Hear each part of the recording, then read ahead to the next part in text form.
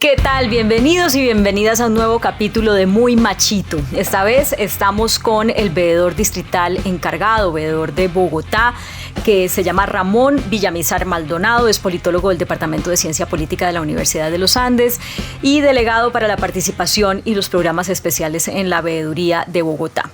Desde ese rol presentó recientemente los resultados de una encuesta sobre machismo y nuevas masculinidades, una encuesta que se hizo a jóvenes en colegios públicos de Bogotá. Veedor Villamizar, bienvenido. Bueno, muchas gracias por esta oportunidad de conversar sobre lo que hacemos en la veeduría distrital. Bueno, lo primero es que quiero que nos cuente por qué se le ocurrió hacer esto y además por qué desde una veeduría que tiene tantas funciones para el control de cómo se invierten, se manejan los recursos públicos, ¿por qué darle un espacio a este tema de las masculinidades? Pues primero fue una reflexión institucional al comienzo de la administración, pues de estos 4 años, que es el periodo que tiene un veedor distrital.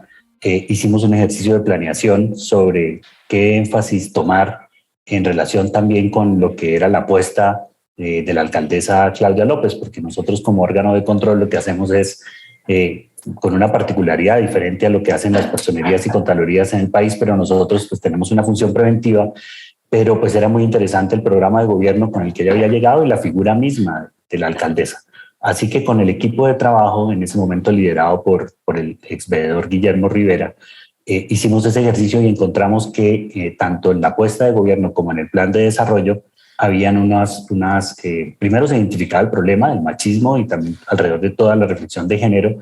Así que pues como veeduría teníamos que tomar una posición y tener unas acciones en relación con estos temas para saber cómo le iba a terminar yendo finalmente a la administración, pero también para hacer unas reflexiones y unas alertas también sobre el tema.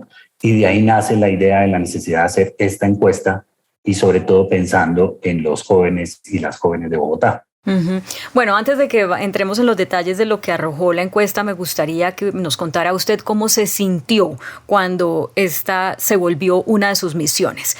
¿Cómo se sintió con respecto a lo que ha sido su trayectoria profesional, a lo que ha sido usted como hombre, como miembro de una familia, etcétera? ¿Qué cosas nuevas tal vez vinieron a su cabeza y qué reflexiones nuevas se hizo? Pues yo creo que hubo una sorpresa, que al final en un ejercicio que era plural, es decir, éramos alrededor de unas 25 o 30 personas reflexionando sobre qué hacer, que este tema fuera tan relevante. Yo, por lo menos personalmente, no me lo esperaba. Yo tenía un rol más enfocado en los mecanismos, en el seguimiento y en la promoción del control social, y no me imaginé que en ese ejercicio apareciera esta preocupación. Si estuviéramos en este momento entrevistándolos a los colegas que hicimos ese ejercicio en 2020, tal vez podríamos colectivamente también explicárnoslo, y creo que no lo hicimos. No, como que apareció, lo adoptamos, está dentro de la planeación institucional, pero para repetir, sí fue sorpresivo. Fue sorpresivo porque se sale un poco del rol que tienen estos organismos de control y lo que uno inicialmente se había imaginado que tenía que trabajar. Y más allá de lo que ya después con los resultados de pronto le ayudó a sustentar que esto sí era un tema, sí es un tema relevante, de que de eso vamos a hablar ahora, ya como ser humano, digamos, como hombre, miembro de una sociedad machista y por ende con comportamientos machistas, porque todos lo tenemos, las mujeres también tenemos comportamientos machistas, ¿se sintió incómodo, cuestionado, desafiado o cómo se sintió? Sí, incómodo no, pero desafiado. Y ahora que hablamos de eso, recuerdo que no sé si en ese ejercicio intentamos hacer algún tipo de reflexión en equidad de género, digamos, si tuvimos una proporción de hombres cercana al de las mujeres, no me acuerdo, pero y también estaba haciendo un poco de memoria de dónde nace la reflexión, si fue más de nosotros, quienes hacíamos parte del equipo, o de las mujeres, donde se visibilizó la necesidad o tal vez expresamos una preocupación colectiva que también es personal. Así que sí fue un gran desafío, porque luego de tener ese reto no sabíamos cómo abordarlo desde nuestra misionalidad. Uh-huh. ¿Y entonces qué pasó? Y en eso tuvimos un tiempo, porque el trabajo más visible, que es este que vamos a hablar más adelante, pues se realiza a final del año pasado. O sea, tuvimos casi 2 años un poco con el tema pendiente. Así que creo que eso también es evidencia de que no encontramos por dónde trabajarlo. Me interesa profundizar en eso. ¿Por qué un tema que parece como tan de la cotidianidad se vuelve tan complejo cuando se trata de abordarlo institucionalmente? Yo creo que pues también hubo algo que es el giro normal de esta entidad que también va enfocando el trabajo en otros temas, digamos, un poco más tradicionales o más fáciles de abordar. Creo que eso también pesó bastante, pero también era una espera de cómo le empezaba a ir a la administración con sus acciones. También estábamos un poco esperando cuál era la línea que la misma administración y la alcaldesa iba a darle al tema, un poco para saber en dónde ponerle el foco en nuestro trabajo.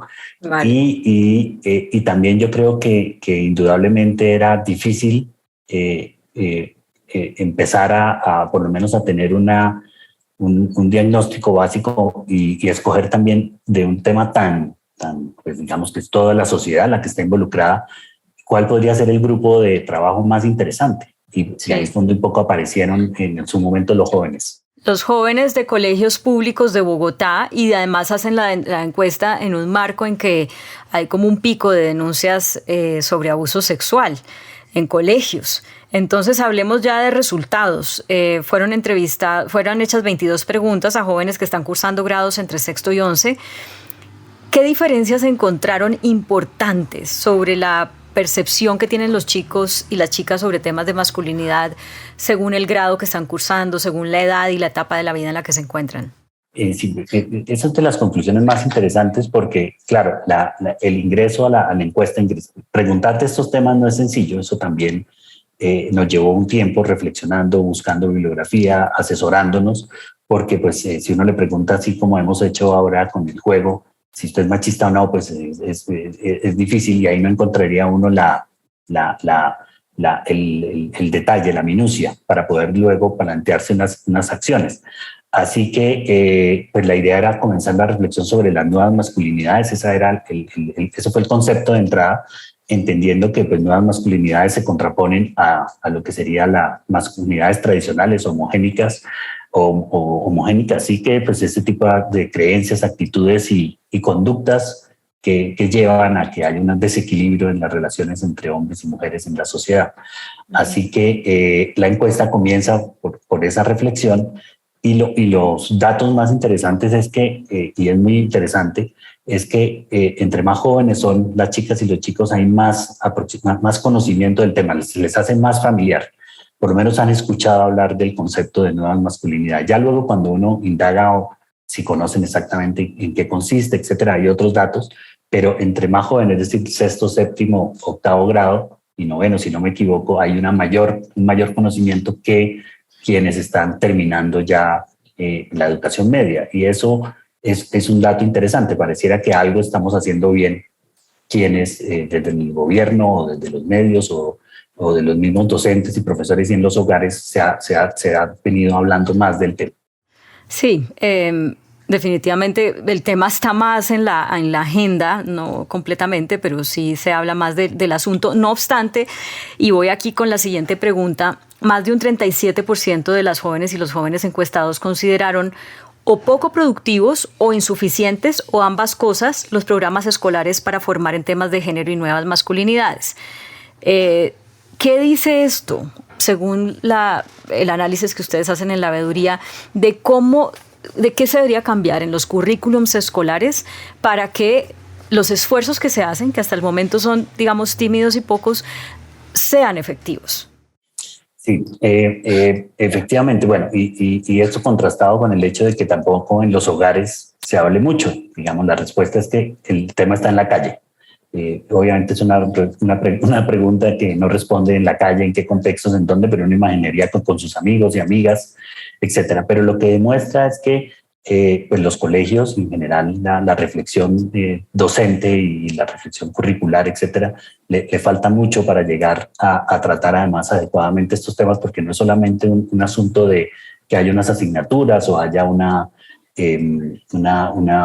plan educativo institucional enfocado en estos temas, sino es en la convivencia misma de de los colegios en Bogotá, donde es el tema donde se debe abordar. Y como no es un tema sencillo de hacerlo, pues yo creo que ahí hay también una conclusión muy importante, y es que falta mucha investigación, mucha reflexión sobre qué pedagogía es o qué orientaciones metodológicas y pedagógicas se deben dar también a los docentes, a los que acompañan todos estos ejercicios, pues que no necesariamente que pasan por lo académico, para que se aborde de manera constructiva y pertinente este tema. Entonces, falta mucho, pero pues repito, también hay que ver lo positivo. Sí, hay una oportunidad de crear esa pedagogía. Miremos otras de las respuestas. Cuando les preguntan si alguna vez se han sentido excluidos o excluidas por su identidad de género, contestaron que sí, el 35% de las mujeres y el 12% de los hombres.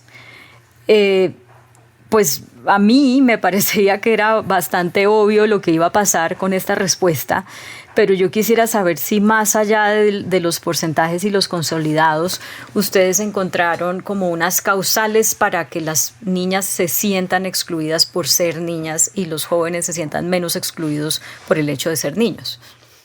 Pues yo creo que la encuesta transversalmente indaga sobre esas posibles causas, porque en la primera parte de la encuesta se indaga sobre esas figuras paternas y maternas que han sido su orientación en la vida, y ahí es donde hay unas respuestas muy sorprendentes, el 83, pues sorprendentes no, digamos, que ayudan a entender las causas, y es como el 83% de los hombres dicen que no recordaron nunca en su casa un papá afectuoso, un papá comprensivo que expresara cariño.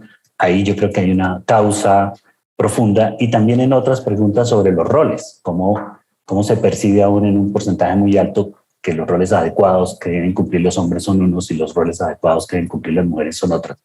Así que cuando en las preguntas se llega a la parte de percepción, que tiene que ver mucho con los sentimientos y con estas expresiones de relacionamiento social, encontramos precisamente estas respuestas sobre exclusión, sobre un poco sentirse en desventaja, sentir vergüenza por expresar los sentimientos, y ahí pues uno puede empezar a encontrar las hondas raíces culturales que tiene este problema y por lo tanto el reto tan grande que tenemos como sociedad. Claro, porque radica en la crianza, ¿no? Y es que llama la atención que el 34% de las personas encuestadas dijeron que en el colegio o en las familias hay comportamientos que privilegian más a un género que al otro. Y además, esto se suma con que ya sabemos que por lo menos en Bogotá las mujeres dedican 5 horas y media por día a las labores del cuidado, un trabajo no remunerado, y los hombres solamente 2 horas y 19 minutos. Entonces, si está tan arraigada en la mente de las personas que hay unos roles de género, que a las mujeres les corresponde el cuidado, que a los hombres les corresponde el ser proveedores, ¿cómo se puede trabajar en eso desde la institucionalidad de una alcaldía de una ciudad como Bogotá para meterse, digamos, en el seno de las familias que educan a los hijos y a las hijas así, y también meterse en las cátedras y en los currículums para cambiar o detectar qué es eso que estamos diciendo en las aulas de clase, en los recreos, que está llevando a que la gente piense eso? Las políticas públicas, es decir, la acción del Estado está descubriendo, no creo que tengamos más de 20 o 30 años, de cómo hacer, cómo la acción pública puede llegar a lo privado y lo más íntimo de las personas, de nuestra sociedad, de nuestra familia. Creo que ahí Bogotá ha hecho cosas muy interesantes, todo ese ejercicio de cultura ciudadana que hoy un poco ya se ha venido sofisticando y se habla más de la economía del comportamiento. Finalmente, es estas intervenciones cómo logran cambiar esas actitudes, percepciones, comportamientos, que algunos hablan de una transformación cultural. Me parece a mí que es un poco exagerado, un poquito llegar hasta allá, pero efectivamente creo que hemos avanzado bastante. Todos los ejercicios de cultura ciudadana que Bogotá ha experimentado desde Mopus y los que actualmente se están haciendo, es un camino correcto, y eso es un poco también volviendo a la pregunta inicial, donde creemos que como veeduría distrital podemos decir algo, un poco también ayudando a evaluar y monitoreando si están siendo efectivos y eficaces estas políticas, planes y programas que está implementando la administración para llegar hasta allá en el hogar y en el tema de los colegios, en el tema educativo también es más sencillo, porque pues ahí hay unos actores, los actores de la comunidad educativa que podemos, digamos, más fácilmente impactar con las políticas, porque finalmente pues la política educativa lo que busca es eso en el ámbito escolar, transformar, dar conocimientos y que al final pues sean mejores personas quienes sean egresados del sistema escolar, digamos, por ponerlo en esos términos. Justamente aquí en Muy Machito entrevistamos a dos gestores de la línea Calma, que es una iniciativa de esta administración actual. Y también yo en lo personal como periodista he hablado de las manzanas del cuidado y bueno, ya será cuestión de los organismos de control como el suyo ver el impacto de eso en el cambio de los comportamientos y en algo que yo sí creo que se debe apuntar, que es un cambio, una transformación cultural. Mire, una de las respuestas la quiero llevar al plano personal suyo. El 78% de las personas que contestaron la encuesta indicaron que se han sentido avergonzadas por mostrar sus emociones. Y el 68% dijeron estar totalmente en desacuerdo con la afirmación un hombre no debe demostrar sus sentimientos. Hay que hacer entonces definitivamente algo para cambiar esa relación que hay entre ser hombre y ser rudo, ser duro, no quejarse, ¿no? Ser siempre el valiente, el fuerte, etc. Usted, como hombre pues ya maduro, en fin, ¿cómo cree que se puede hacer eso? ¿O qué momento recuerda de su vida en que usted haya aprendido eso?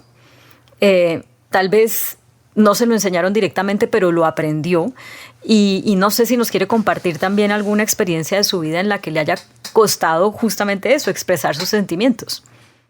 Pues sí, yo soy un hombre ya maduro de 52 años y mis orígenes son santanderianos. Yo tengo pues ya mi papá no ya murió, pero pues la figura paterna, pues si yo contesto esta encuesta hace 40 años, yo hubiera estado en ese porcentaje de hombres que contestaríamos que nos cuesta trabajo, porque eso no, digamos, y además en esa otra pregunta sobre las figuras paternas, yo también tengo clarísimo que hubiera dado esa misma respuesta, porque si mi papá no era, pues no, es un tema generacional y de formación y también creo que regional, sobre eso también los antropólogos han trabajado sobre los tipos de familia en las distintas regiones, así que pues yo tuve que aprender un poco la posibilidad de expresar mejor los sentimientos, pero ya con los años, y creo que eso estuvo muy marcado por el hecho de también que viví un poco fuera de Colombia, viví unos años fuera de Colombia, viví en Francia, y curiosamente terminé, pues curiosamente no, digamos, una muy buena posibilidad de hacer amigas, porque ese era otro problema también, digamos, la relación más equitativa, más horizontal con las mujeres, pues también en este contexto nacional me había costado trabajo. Digamos, descubrí la posibilidad de tener muy buenas amigas en Europa, las intento mantener a pesar de la distancia. Así que ese aprendizaje a llegar a poder ser un poco más sensible, más expresivo, ese fue un hito, digamos, ese cambio. ¿Y hay un momento de la vida que anecdóticamente usted nos pueda narrar aquí de cómo se enfrentó y dijo, caramba, no está mal llorar, o no está mal abrazar, o no está mal decirle te quiero, ¿no? ¿Hay un momento? Son dos. Yo creo que también el duelo de la muerte de mi papá, yo creo que también fue un duelo también del machismo, digamos, ahí como que lo enterré también. Y eso además me costó trabajo, digamos, tampoco fue fácil, y fue un año después de la muerte de mi papá, como que en algún momento como que lloré.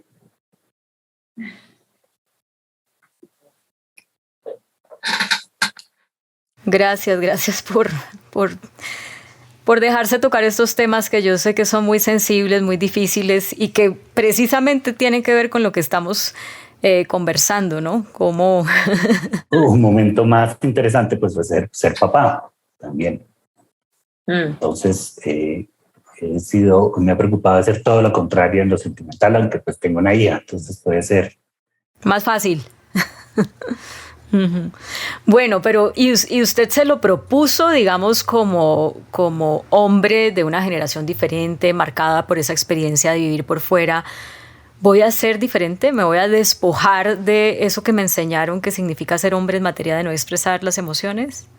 ¿O le fue pasando o qué? Sí, digamos también ahí, ahora que lo recuerdo, pues también en la universidad, yo me acuerdo que me leí el XY de la masculinidad.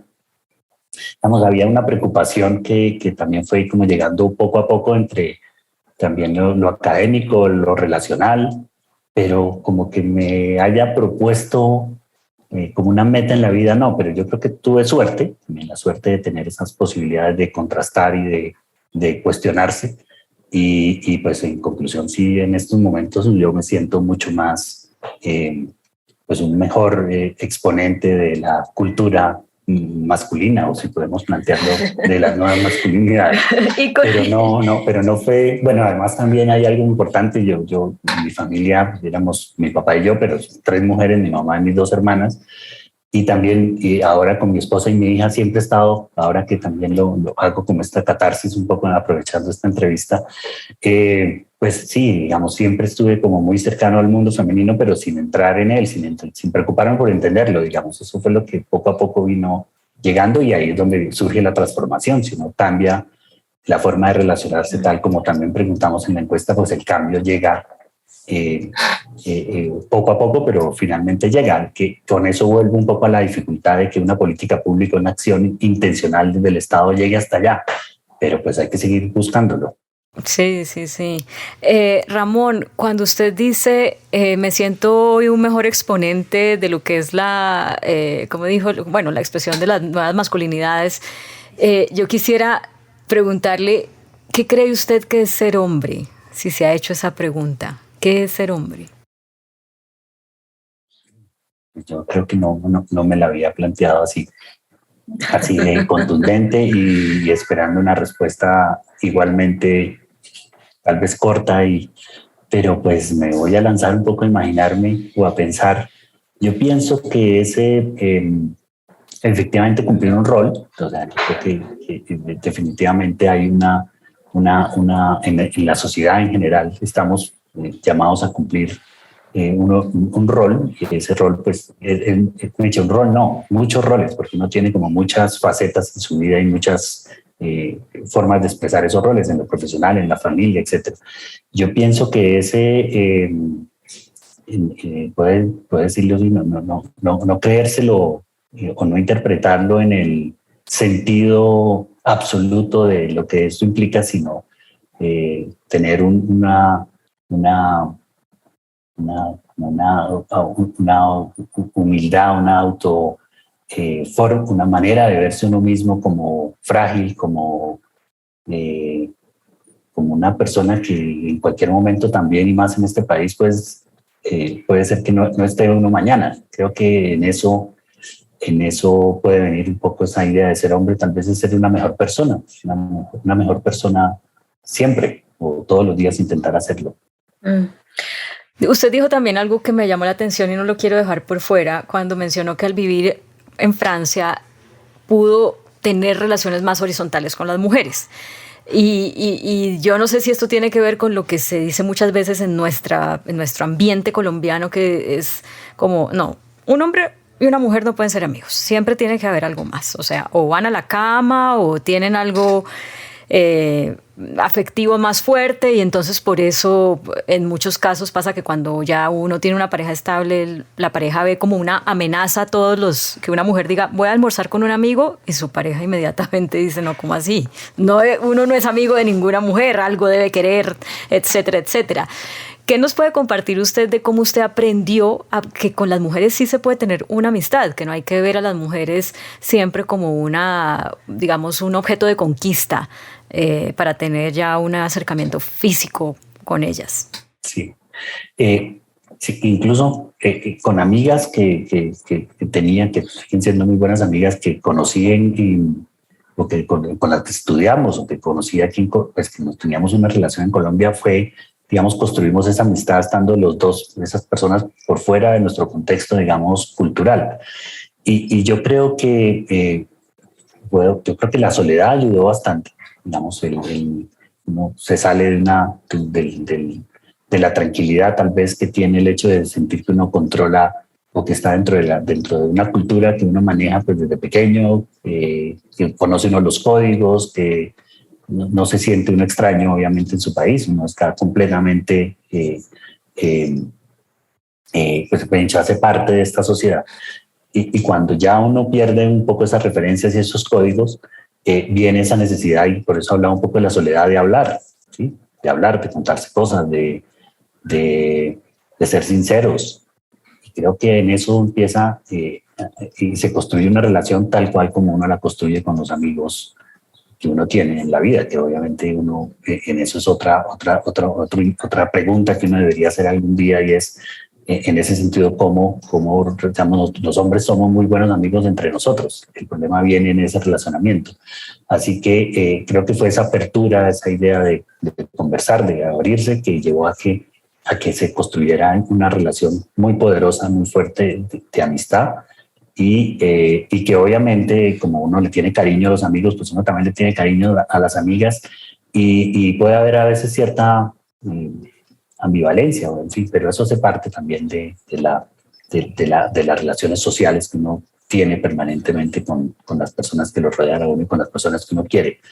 Pero yo creo que sí, la soledad a uno le da muy duro, y ahí es donde uno también extraña cosas, y encontrarse esa mano amiga, que no es un amigo de los de uno de toda la vida, sino otra persona con la cual uno tiene que apoyarse, porque si no, pues no la logra. Así que creo que fue esa ruta. Y ahí, encontrando ese camino, pues se abrieron esas otras amistades femeninas. Cuando volví a Colombia, también a veces me pongo a pensar cómo vuelve uno un poco a ir restringiendo ese mundo de la amistad, pero también porque la vida cambia y uno pues se casa y tiene otras cosas y otros trabajos, en fin, pero a veces extraño esa posibilidad de tener más amigas. No, estoy fascinada con este tema que usted puso, porque también me llevo a pensar qué tiene para un hombre de diferente tener una amistad. Hablemos de amistad simplemente. Con uno, ¿cómo se compara, mejor dicho, para un hombre tener una amistad con otro hombre y tenerla con una mujer? ¿Qué le aporta a la vida de un hombre, al menos desde su experiencia, poder tener una amistad de verdad con una mujer sin estar como con esa cosa de a qué horas nos vamos a ir a la cama? Definitivamente, y bueno, yo espero no caer un poco en la trampa de algunos comentarios que puedan sonar machistas, o lugares comunes, pero pues yo creo que el mundo femenino es fascinante, digamos. Yo creo que hay una forma de ver la vida, de entenderla, obviamente un aspecto sensible particular que nosotros no dimensionamos desde nuestro mundo masculino.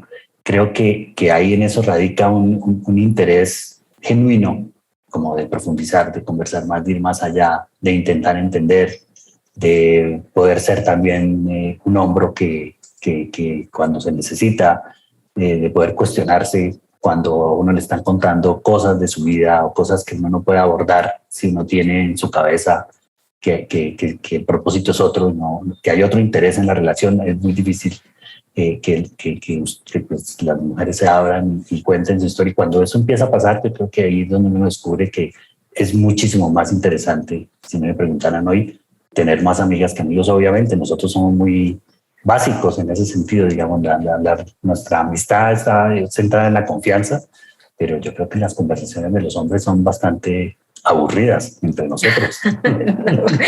No, me quedaría hablando mucho más con usted sobre este tema, y le agradezco por traerlo a la conversación. Ya se nos acaba el tiempo, y entonces voy a pasar a preguntarle cómo le fue con el Machistómetro, el videojuego que cualquier persona puede encontrar entrando a la página muymachito.co, y que hace parte de este proyecto Muy Machito. ¿Quedó en el cielo, en el infierno o en el purgatorio?